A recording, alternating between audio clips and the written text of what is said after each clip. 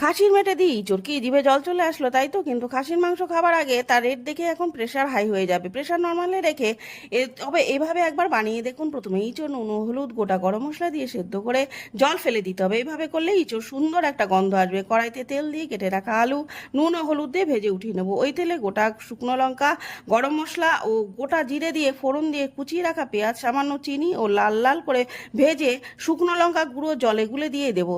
আদা রসুন একটা পেঁয়াজ কাঁচা লঙ্কা পেস্ট ও বাটি ধোয়া জল দিয়ে কাঁচা গন্ধ চলে গেলে হলুদ জিরে গুঁড়ো ধনে গুঁড়ো দিয়ে মশলা একটু ভেজে স্টমাক আর কিছু চিকেনের কিমা স্বাদ অনুযায়ী লবণ দিয়ে ভালো করে কষে সেদ্ধ করে রাখা ইঁচড় ও টমেটো দিয়ে মশলার সাথে কিছুক্ষণ কষে আবার ভেজে রাখা আলু মশলা দিয়ে তেল ছেড়ে দিলে পরিমাণ মতো জল দিয়ে এবার এখানে শিলে সামান্য জায়ফল জয়িত্রী এলাচ দারচিনি লবঙ্গ বেটে নেব।